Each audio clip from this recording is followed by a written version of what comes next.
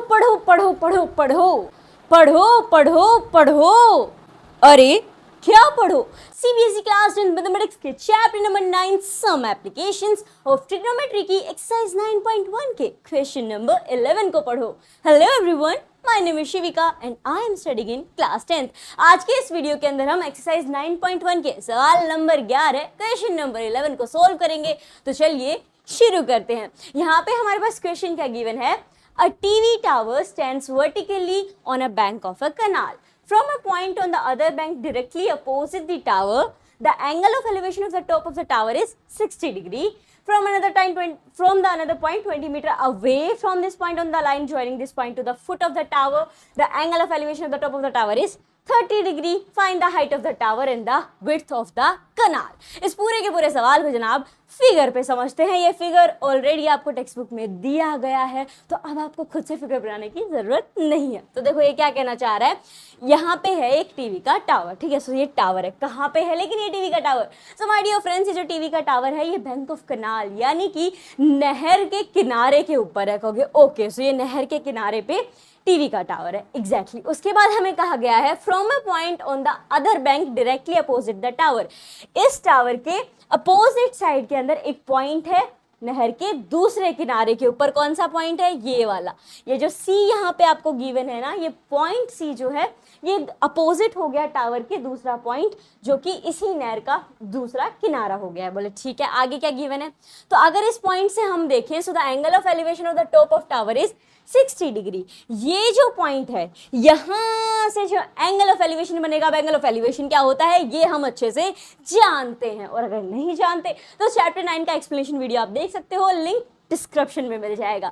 सो यहाँ से angle of elevation बन रहा है कितने डिग्री का? 60 डिग्री का। ओके, आगे क्या कहा गया है? आगे हमें कह रहे हैं from another point 20 metre away from this point. अब देखो ये पॉइंट था, किनारा जो दूसरा है वहां पे ये पॉइंट है आपका। अब इस पॉइंट से 20 मीटर की दूरी पे एक और पॉइंट आ गया है जिसका नाम यहाँ पे गिवन है डी। तो ये अपना दूसरा पॉइंट है। गलती से भी इस वाले पॉइंट को पहला पॉइंट मत समझ लेना। एंगल गिवन है तो बेसिकली आपको ये क्लियर हो ही जाएगा, लेकिन अगर ये फिगर नहीं दिया होता तो ऐसे में ये सारी चीजें ध्यान रखनी होंगी। सो इस पॉइंट से 20 मीटर की दूरी पे अपना डी वाला पॉइंट है। यहाँ से अब जो एंगल ऑफ एलिवेशन बन रहा है, अच्छा अब ये जो लाइन ज्वाइन हो रही है कहाँ तक जा रही है भाई? फुट ऑफ टावर तक जा रही है। और फुट ऑफ टावर क्या होता है? सीधी सी बात है, टावर का निचला हिस्सा। ओके, यहाँ से जो एलिवेशन एंगल ऑफ एलिवेशन बन रहा है टावर के टॉप पे, वो कितने डिग्री का है? 30 डिग्री का है। क्योंकि अच्छा समझ में आ गया, टावर है नहर के किनारे पे है, एक फिर दूसरा पॉइंट है अपोजिट टू टावर जो कि दूसरे किनारे के ऊपर है, वहां से एंगल 60 डिग्री का बन रहा है। फिर उसी पॉइंट से 20 मीटर हम थोड़ा दूर और चले गए हैं, फिर एक डी नाम का पॉइंट आ गया है। वहां से अगर हम टावर को देखते हैं तो एंगल ऑफ एलिवेशन जो है वो 60 डिग्री का बन रहा है ना, वहां से 30 डिग्री का बन रहा है, पहले 60 डिग्री का बन रहा है। ओके, हमें क्या पता करना है? सो माय डियर फ्रेंड्स, आपको पता करनी है इस टावर की हाइट, जी हाँ, और साथ ही साथ आपको पता करनी है कनाल यानी कि नहर की विड्थ, नहर की चौड़ाई। कहोगे नहर की चौड़ाई मतलब डी से लेके बी तक? ना, नहर की चौड़ाई जनाब आपकी होगी सी से लेके बी तक, डी से लेके बी तक नहीं। डी तो आपने जो नहर थी वहां पे जो दो किनारे हैं उस किनारे से फिर आप आगे कहीं पे एक पॉइंट लेके चले गए। सो सी से बी जो है ये आपकी नहर है, इसकी चौड़ाई हमें पता करनी होगी। यानी ये पता करना है और हमें ये पता करना। अब आप कहोगे हमें ना यहाँ पे दो ट्राइंगल नजर आ रहे हैं। एग्जैक्टली माय डियर फ्रेंड्स, यहाँ पे दो ट्राइंगल बन भी रहे हैं। एक ट्राइंगल आपका एबीसी बन गया, दूसरा ट्राइंगल आपका एडीबी बन गया, अगर राइट एंगल ट्राइंगल के उसके हिसाब से देखेंगे तो। अब कहोगे हाइट पता करनी है, परपेंडिकुलर हमारे पास, मतलब ये हो गया।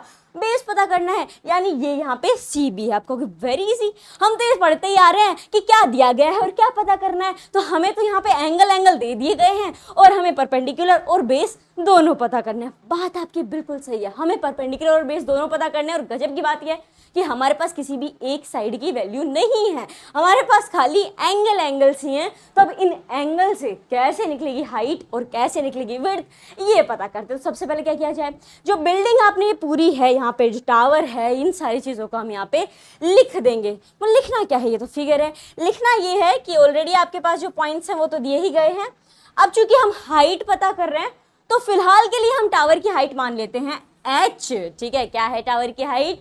h है। और इसी के साथ जो अपनी विड्थ ऑफ कनाल है यानी जो नहर की चौड़ाई है उसको मान लेते हैं x। तो ये हो गया आपका x। अब क्या किया जाए, तो ये h और x जो माने हैं ना, इनको अब हमें लिखना होगा। तो चलिए यहाँ पे लिख देते हैं that let the height of tower, let the height of tower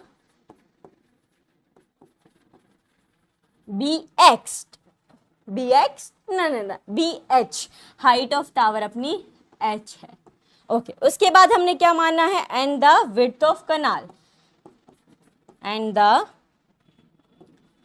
width of canal क्या होगी, कनाल की विड्थ। तो मेरे प्यारे प्यारे दोस्तों, हम कोई भी सामान खरीदते हैं तो उस पे लगता है गुड सर्विस टैक्स, हम कोई भी सामान खरीदते हैं तो उस पे लगता है गुड सर्विस टैक्स। यहाँ पे हो जाएगी width of canal B X. ठीक है, ये हमने लेट कर लिया और ये सारी चीजें अब हमने यहाँ पे लिख दी है। अब बढ़ते हैं आगे कि अब क्या किया जाएगा। तो सबसे पहले हम आएंगे अपने इस छुटकू से ट्राइंगल के ऊपर, that is triangle A B C. यहाँ पे मैं ये मेंशन भी कर देती हूँ, in triangle A B C, in triangle A B C. अब कहोगे ये आ गया, इसमें हमें क्या करना है। देखो आपके पास परपेंडिकुलर है, बोले कहाँ है, अरे अभी माना ना कि परपेंडिकुलर जो है आपका हाइट ऑफ टावर जो है वो h है, कहोगे हाँ हाँ है। उसके बाद आपके पास बेस भी है, कहोगे बेस कब आया, वो भी अभी माना ना आपने, x जो है, तो ये आपका x बेस हो गया। हाँ, मतलब परपेंडिकुलर और बेस आपके पास दोनों हैं। तो ये दोनों चीज़ें किस ट्रिग्नोमेट्री के रेशियो में आती हैं, क्योंकि ये दोनों चीज़ें हमें पता करनी है। और ये दोनों की दोनों चीज़ें जो है ना, वो एक रेशो तो है बट याद करना पड़ेगा। सो याद करने के लिए आपके पास ट्रिक है, पप्पू बोला पापा, हरी हरी बोलो, सोना चांदी तोलो। बहुत सारे वीडियोस में ये जो पूरा एक्सप्लेनेशन देखा है हमने, इनके जितने सवाल सॉल्व किए चैप्टर 9 के, सब में मैंने आपको बताई है। अब तक आपको याद भी हो गई होगी। साइड में लिख भी देते हैं, पप्पू बोला पापा, हरी हरी बोलो, सोना चांदी तोलो। सुनाओ, पी और एच हमें जरूरत नहीं, बी और एच हमें जरूरत नहीं, पी और बी हाँ इसकी हमें जरूरत है। परपेंडिकुलर अपॉन में बेस किसके लिए है, बोले टी के लिए है, तोलो के लिए ना। टी आपका टेन थीटा है, इसका मतलब है परपेंडिकुलर अपॉन बेस जो होगा वो टेन थीटा का ट्रिग्नोमेट्रिक रेशियो यहाँ पे आ गया। अब कहोगे यहाँ एक और रेशियो है जिसमें ये बी और पी आता है। हाँ आता है, इसी का उल्टा है, टेन का उल्टा कोट हो जाता है। सो आप यहाँ पे कोट थीटा भी यूज कर सकते हो, दोनों से आंसर सेम आएगा, कोई दिक्कत नहीं है। जो सा आपको रेशियो करना हो, बस ध्यान ये रखना कि जो चीज़ आप चाह रहे हो वो उसके अंदर है या नहीं। आप परपेंडिकुलर और बेस चाह रहे हो वो उसके अंदर होना चाहिए, देन इट्स ओके। तो चलो यहाँ पे अब लिखते हैं कि भैया ट्राइंगल ए बी सी के अंदर, चूंकि हमने यहाँ पे हाइट क्या ली है h, सो ये अपना परपेंडिकुलर, बेस क्या है आपका x, सो ये यहाँ पे आ जाएगा x इक्वल्स टू में क्या आ जाएगा आपका, बोले टेन थीटा आ जाएगा। हो बात तो आपकी सही है, यहाँ पे आ तो जाएगा आपका tan theta because of perpendicular upon में बेस। चाहो तो यहाँ पे मैं आपके लिए परपेंडिकुलर और बेस लिख भी दे रही हूँ ताकि याद रहे कि ये कौन सा रेशियो कैसे आया है। अब P अपॉन बी हो गया equal to ten theta, perpendicular जनाब h है अपना और B बेस अपना x है, तो ये आ गया x। अब आगे बढ़ते हैं, हमें चाहिए टेन थीटा। अब आपको थीटा की जगह एंगल पुट करना होता है, राइट जी बिल्कुल। यहाँ पे आपको एंगल लिखना पड़ेगा जो सी भी डिग्री आपको गिवन है। आपको क्या अच्छा हमारे पास तो 30 डिग्री भी है और 60 डिग्री भी है, तो कौन सा एंगल हम यहाँ पे लगाएं। तो मेरे प्यारे प्यारे दोस्तों, 50 शेयर्स के ग्रुप को कहते हैं निफ्टी, स्टॉक मार्केट वाले shares.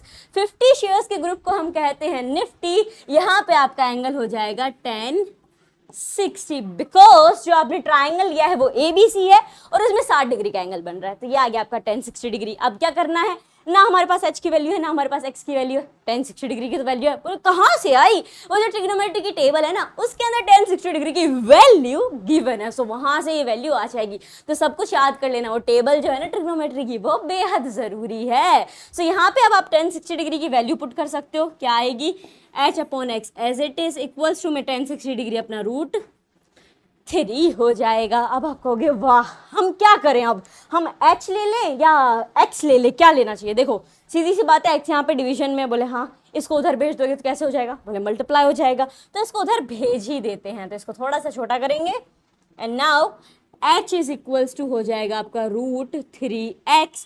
This is your first equation. जी हाँ, ये आपकी पहली इक्वेशन बनी। अब ये कहाँ काम आएगी, आप सोचो कि इक्वेशन बना दी, कब कहाँ आने वाली है। तो देखो आपको पता करनी है हाइट, बोले हाँ। आपको पता करनी है यहाँ पे विड्थ, बोले जी बिल्कुल, ये एक्स पता लग जाए। यानी मेन मसला एक्स का है, बोले एक्स का थोड़ी एच का भी है।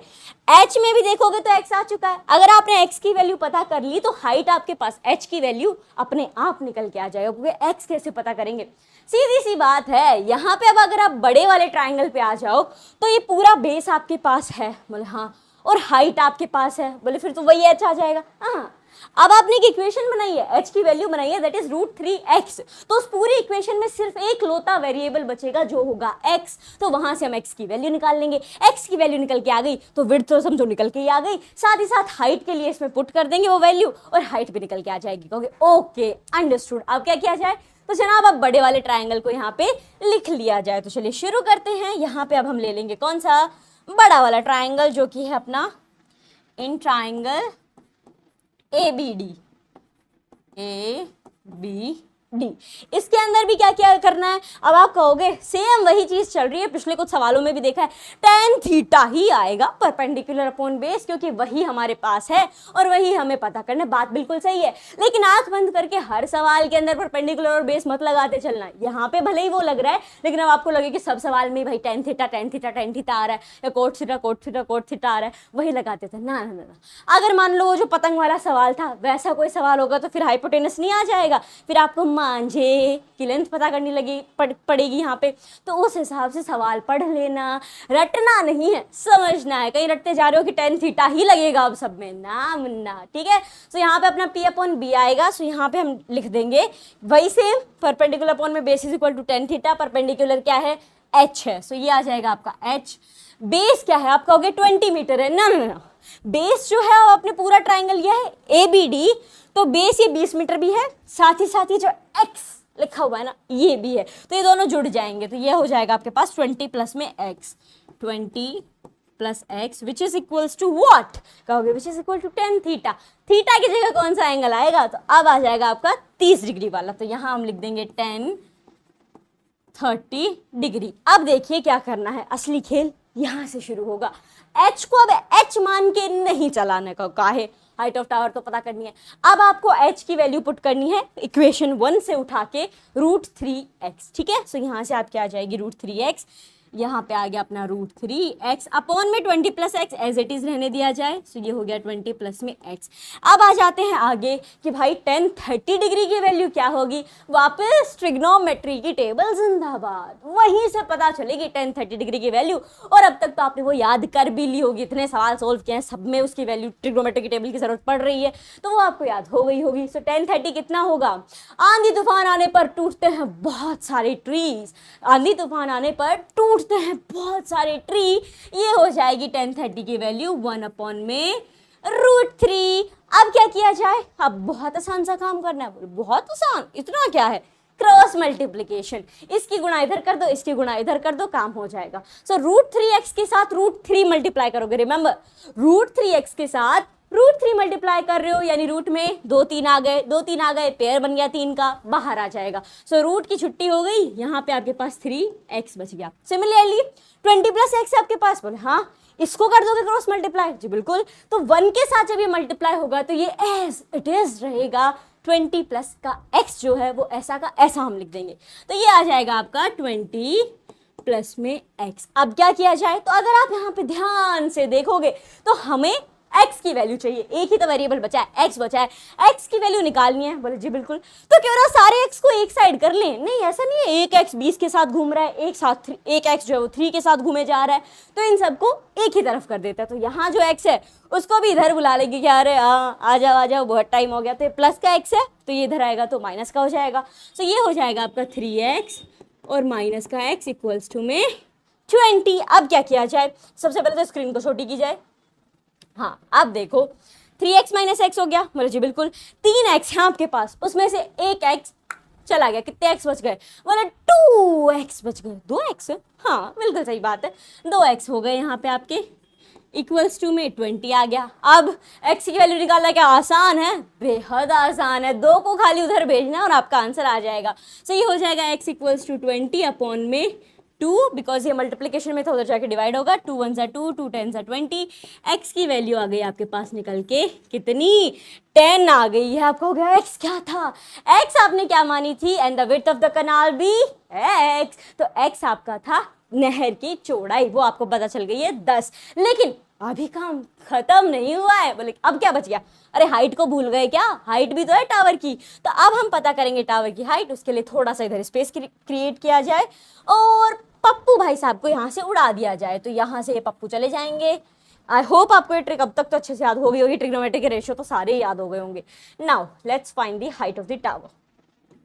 हाइट ऑफ द टावर पता करने के लिए क्या करना है, सीधी सी बात है, इक्वेशन 1 को यहाँ पे आपको उठा लेना है। सो आपकी इक्वेशन 1 है h इक्वल्स टू √3x, ठीक है। √3 एज इट इज आ जाएगा। x क्या है, बोले 10 है, यानी यहाँ पे 10 मल्टीप्लीकेशन में है, तो इसको हम लिखेंगे ऐसे 10√3, और ये हो जाएगी माय डियर फ्रेंड्स आपके टावर की हाइट। आसानी से निकल के आ गई आपको। Okay, so this is done. अब हम करते हैं समाप्त। ना पूरा निकाल लिया आपने, h इक्वल टू इतना आ गया, x इक्वल टू इतना आ गया, ये जितना जितना आया है ना उन सबको लाइन बाय लाइन मेंशन भी करना पड़ेगा। तो चलो अब लिखते हैं हम इसका लास्ट कंक्लूजन। आपको काहे लिखने की जरूरत है भैया, नंबर मिलते हैं, ठीक है ना। और ट्रिग्नोमेट्री तो जितने नंबर कंसिस्ट करता है इसकी तो बात ही अलग है। 12 मार्क्स का पूरा चैप्टर है ट्रिग्नोमेट्री का। सो यहाँ पे अब आपको लास्ट के अंदर कंक्लूजन भी लिखना पड़ेगा। सो यहाँ पे क्या आ जाएगा, सबसे पहले हम लिखेंगे हाइट ऑफ टावर, क्योंकि वही पूछी थी। हाइट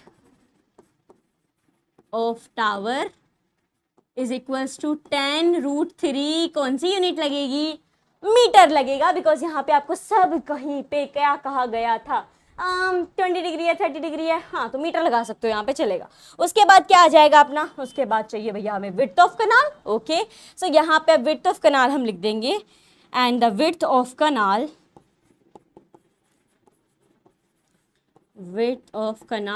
इज इक्वल्स टू, कितने मीटर निकल के आई है आपके कनाल, नहर की चौड़ाई। तो एग्जाम में नकल करने वाले को कहते हैं चीटर, एग्जाम में नकल करने वाले को कहते हैं चीटर। विड्थ ऑफ कनाल आई है हमारी 10 मीटर, x की जो वैल्यू है वो आप पुट कर दोगे। और हाँ, अब इसी के साथ सवाल नंबर 11 जो था एक्सरसाइज 9.1 का, वो हो गया है समाप्त। मुझे उम्मीद है कि आपको ये अच्छे से समझ में आ गया होगा। टावर का खेल क्या था, नहर किस लिए थी, नहर का पॉइंट कौन सा था, पॉइंट से लेके नहर की पूरी चौड़ाई कितनी थी, टावर की हाइट कितनी थी, ये सब हमने इसमें पता किया है।